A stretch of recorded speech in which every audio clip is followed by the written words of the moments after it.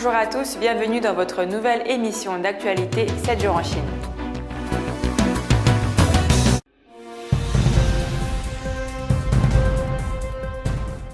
Une bombe a explosé près d'une école maternelle jeudi en Chine.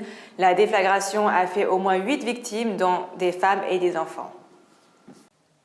L'auteur soupçonné d'une exposition survenue jeudi après-midi à Suzhou, ville de la province du Jiangsu, dans l'est de la Chine, fait partie des 8 personnes tuées dans l'indice, a confirmé vendredi la police. L'exposition s'est produite jeudi à 16h48 près de la porte d'une école maternelle du district de Fengxian, administrée par Suzhou. La police a identifié le suspect comme étant un homme du nom de Xu, âgé de 22 ans et habitant de l'arrondissement de Quanshan à Suzhou. La police a recueilli des éléments de preuve et obtenu les résultats des tests ADN confirmant l'identité de Xu. La police a également trouvé du matériel pour fabriquer des explosifs dans l'appartement loué par le suspect, où les mots « mort » et « meurtre » étaient inscrits sur le mur. Selon la police, Xu a quitté l'école après avoir été diagnostiqué souffrant de troubles du système nerveux végétatif. Il a ensuite trouvé un travail et loué un appartement où il vivait. L'indice a fait 8 morts, dont le suspect et 65 autres blessés. Des sources des hôpitaux ont fait savoir vendredi que parmi les 8 personnes gravement blessées, 4 ne sont plus en danger. La Chine a déclaré qu'elle coopérerait à l'enquête du Pakistan pour déterminer si les 2 ressortissants chinois qui auraient été tués par des militants du groupe État islamique au Pakistan y avaient prêché de manière illégale.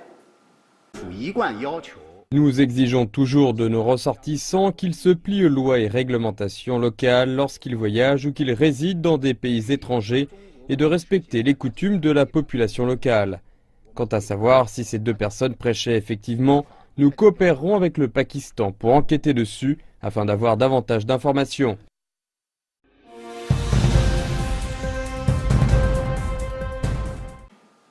De plus en plus de plantes génétiquement modifiées arrivent en Chine en provenance des États-Unis. Le ministère chinois de l'Agriculture a ainsi approuvé l'importation de soja de Monsanto et du nouveau maïs de Dow AgroScience. De plus en plus de plantes génétiquement modifiées arrivent en Chine en provenance des États-Unis. Le ministère chinois de l'Agriculture a ainsi approuvé l'importation de soja de Monsanto et du nouveau maïs de Dow AgroScience. Ces 2 plantes ont été modifiées pour tolérer les herbicides. La loi chinoise exige que l'importation de ces produits biotechnologiques doit être approuvée avant qu'ils soient mis en vente dans le pays. Le ministère a également renouvelé son approbation pour 14 plantes américaines génétiquement modifiées pour 3 ans. Ces approbations interviennent dans le cadre du plan économique de 100 jours mis en place par le président chinois Xi Jinping et le président américain Donald Trump afin de stimuler le commerce entre les 2 pays. Après 8 années de travaux, un impressionnant édifice a été achevé non loin de Chongqing. L'échangeur superpose pas moins de 5 voies de circulation.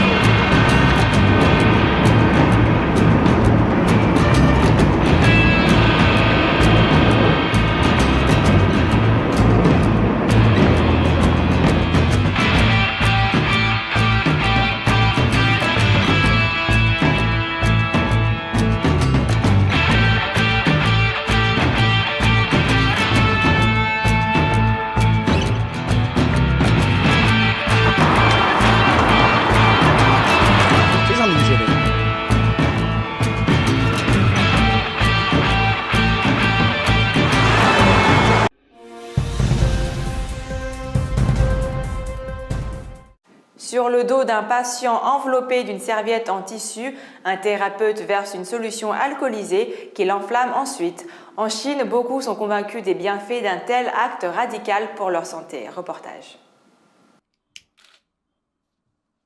La scène est effrayante. Et pourtant, cette femme se fait enflammer la tête pour son bien. En Chine, la thérapie par le feu est pratiquée depuis des siècles. Même si son efficacité n'est pas scientifiquement prouvée, ses adeptes affirment qu'elle permet de combattre stress, dépression, mais aussi cancer, indigestion ou infertilité.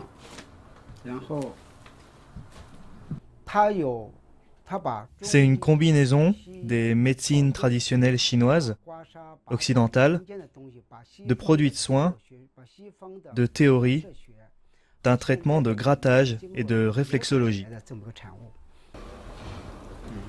La technique consiste souvent à appliquer une pâte à base d'herbe sur le corps du patient, recouverte ensuite d'une serviette mouillée et imbibée d'alcool, avant d'y mettre le feu. Une méthode de choc qui peut durer jusqu'à 30 minutes. Je ne ressens aucune douleur. Je ressens juste de la chaleur. Le sujet a enflammé les réseaux sociaux en Chine, choqués par une telle pratique. Mais de nombreux Chinois n'ont pas les moyens de s'offrir des traitements médicaux conventionnels, trop onéreux, dans un pays où l'assurance maladie reste limitée, ce qui pousse certains à se tourner vers des alternatives plus abordables. Les patients de cette clinique de Pékin, où la séance d'1 heure coûte environ 35 €, ne jurent plus que par cette thérapie. Le traitement que je recevais à l'hôpital avait plus d'effets secondaires. Il incluait des injections et la prise de pilules que mon corps ne tolérait pas. Ça a affecté d'autres parties de mon corps, causé de nouveaux problèmes sans guérir les maux précédents. Le traitement par le feu n'endommage aucun de mes autres organes. Je pense que mon état s'est amélioré. Mais même si ce traitement est censé être indolore, pratiqué par des mains expertes, il peut parfois très mal tourner. Il est courant que des thérapeutes sans expérience brûlent leurs patients, leur visage, leur corps et certains sont même brûlés au point d'être paralysés. J'ai vu beaucoup de cas de ce genre sur Internet. L'actrice française Isabelle Huppert était récemment à Shanghai pour un court séjour, le temps de livrer une performance de lecture au Carrefour français. Le 14 juin, la comédienne française Isabelle Huppert s'est présentée au Centre des Arts Tianqiao de Beijing pour une conférence de presse, lors de laquelle elle a parlé de ses sentiments sur les personnages féminins qu'elle a interprétés, sur la littérature et la lecture, ainsi que sur Marguerite Duras.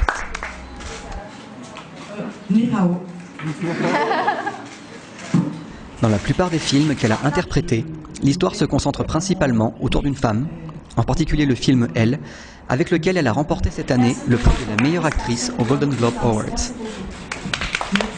La journaliste de China.org lui a posé une question à propos des personnages féminins qu'elle a interprétés. Je suis journaliste de China.org. D'abord, très enchantée de vous avoir ici. Et dans la plupart des films que vous avez interprétés, l'histoire se déroule surtout autour d'une femme, c'est-à-dire un rôle féminin. Ce à quoi elle a répondu avec franchise.